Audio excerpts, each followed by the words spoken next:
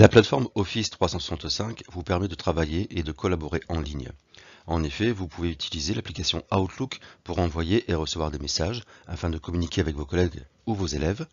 La partie OneDrive permet quant à elle de stocker et de créer des documents en ligne à partir des applications Word, Excel, PowerPoint. Vous avez aussi la possibilité d'utiliser des outils de travail collaboratifs tels que le Class Notebook ou le Teams. Les souhaits et les formes permettent quant à eux de créer soit des présentations dynamiques en ligne ou de créer des questionnaires ou des quiz en ligne. Intéressons-nous aujourd'hui à la plateforme OneDrive. L'espace OneDrive vous permet de stocker et de créer des documents en ligne. C'est donc l'espace où vous verrez l'ensemble de vos documents créés. Au niveau central, vous voyez apparaître la liste des fichiers et des dossiers qui ont été créés. Sur la partie supérieure droite, vous voyez trois icônes qui vous permettent d'avoir une action sur vos fichiers. Vous pouvez dans un premier temps les trier par type, par nom, par date de modification ou par taille du fichier, dans un ordre croissant ou décroissant. L'icône du milieu vous permet de changer le mode d'affichage et de présentation des documents. Et le troisième icône vous permet d'obtenir l'activité récente concernant ces documents, en termes de création, de modification. Le bandeau supérieur, au-delà de la phase de présentation des fichiers, vous permet d'avoir une action sur la création de documents via le bouton Nouveau, mais aussi de télécharger des fichiers à partir de votre ordinateur. L'espace flux et synchronisation sont des outils complémentaires. Sur la gauche, vous avez un outil de recherche de documents dans votre espace OneDrive. La partie inférieure vous permet d'avoir un accès rapide sur 4 dossiers pré-créés, à savoir l'accès à vos fichiers, les documents récents qui ont été créés dans votre espace OneDrive, les documents qui ont été partagés avec d'autres personnes, et notamment ceux que d'autres personnes ont partagés avec vous, et enfin l'espace corbeille pour récupérer l'ensemble des documents qui ont été supprimés. Et enfin, la dernière partie inférieure permet d'avoir accès à l'espace de groupe auquel vous êtes associé, et en cliquant sur ces groupes, vous pourrez accéder aux fichiers qui ont été partagés dans ces groupes. Le bouton Nouveau permet ainsi, par exemple, de créer un dossier ou différents types de documents qui ont référence avec les logiciels préinstallés sur la plateforme, à savoir des documents du type Word, Excel, PowerPoint.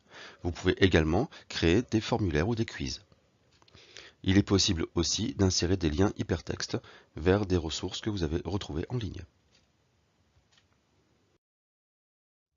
L'espace OneDrive est donc constitué d'un ensemble de fichiers, dossiers, sur lesquels il est possible d'avoir une action. En effet, pour sélectionner un fichier, vous cliquez sur la gauche et vous ferez apparaître une petite coche bleue.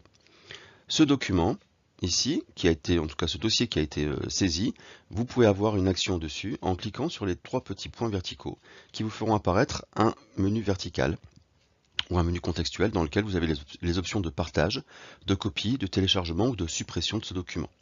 Il est possible aussi de le déplacer, voire d'en faire une copie dans un autre dossier. Vous retrouvez ces éléments-là au niveau du bandeau supérieur. Le petit bouton qui est situé juste à droite du nom du dossier ou du fichier permet d'avoir accès à l'option des partages. Le partage, quant à lui, peut avoir un statut privé ou public. Lorsqu'il est privé, c'est que votre document n'a pas été partagé. Comment fait-on pour déposer un document au niveau de l'espace OneDrive? Au niveau du bandeau supérieur, vous cliquez sur le bouton Charger et vous ferez apparaître un menu déroulant dans lequel vous aurez le choix soit d'envoyer un fichier ou d'envoyer le contenu d'un dossier.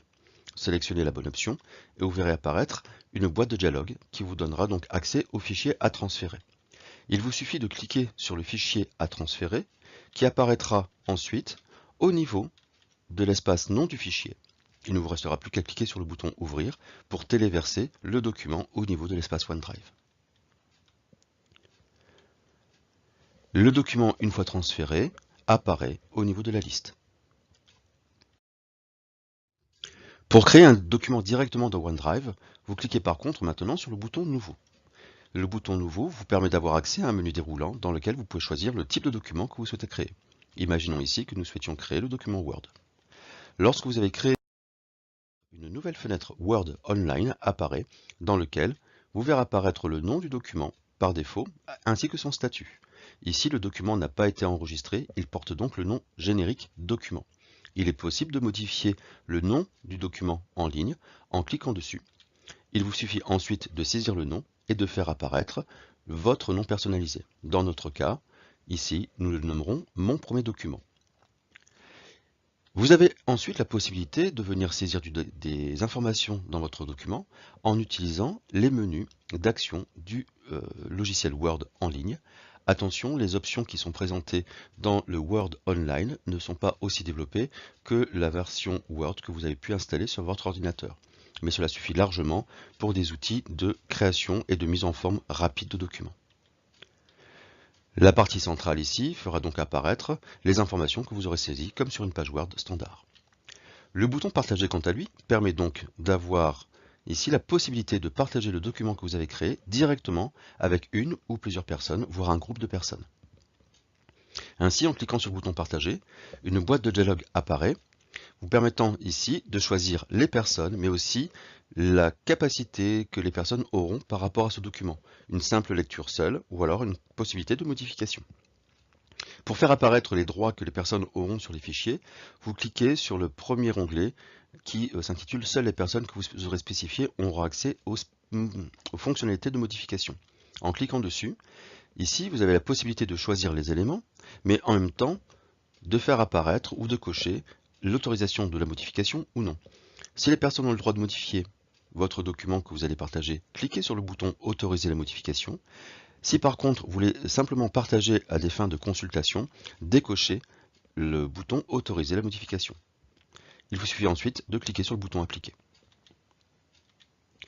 Il est temps maintenant d'inviter des personnes à partager et à lire le contenu que vous venez d'envoyer. Pour cela, vous cliquez sur la partie « Entrer un nom ou une adresse de courrier » et vous allez pouvoir commencer à saisir les premières lettres du nom de la personne à qui vous souhaitez envoyer. Ici, automatiquement, vous verrez apparaître dans une liste déroulante le nom des différentes personnes qui correspondent aux premières lettres que vous avez saisies. Il ne vous reste plus qu'à saisir le nom de la personne ou des personnes qui vous intéressent. Si vous souhaitez rajouter une autre personne, vous pouvez recommencer l'opération en cliquant sur « Ajouter une autre personne » et ressaisir les informations. Si par contre vous êtes trompé et que vous souhaitez ne pas envoyer à la personne qui vient d'être sélectionnée, il vous suffit de cliquer uniquement sur la petite croix à côté de son nom. Il est possible aussi d'envoyer un message facultatif qui va être joint donc ici à l'envoi. Il est possible également de copier un lien. Le fait de copier le lien permet par exemple de le mettre à disposition d'une plateforme telle que Pronote par exemple dans un message ou dans un travail à faire pour les élèves. Pour cela, en cliquant sur Copier le lien, vous voyez une nouvelle fenêtre apparaître et il vous suffira de cliquer sur le bouton Copier qui récupérera dans le presse-papier le lien hypertexte vers le document que vous venez de partager. Dès lors que vous avez fait ce travail, il ne vous reste plus qu'à cliquer sur la croix et de coller dans un message au niveau de Pronote par exemple ou dans une messagerie. Si vous souhaitez intéresser ou en tout cas informer vos collègues que vous venez de créer un document via Outlook en ligne, il est possible en cliquant sur le bouton Outlook. Dans ce cas, une fenêtre Outlook va s'ouvrir en récupérant ici le lien hypertexte du fichier que vous venez de partager. Il vous suffira ensuite de sélectionner les destinataires en cliquant sur le petit bouton A et en répétant la même procédure que tout à l'heure, à savoir en tapant le nom de les premières lettres ou le nom de la personne que vous visez. La partie CC, ça signifie copie conforme, donc en fait ce sont les personnes qui sont associées au message. N'oubliez pas d'ajouter un objet. Une fois que votre travail est fait, que votre lien, en tout cas les différentes personnes ont été sélectionnées, il ne vous reste plus qu'à cliquer sur le bouton Envoyer.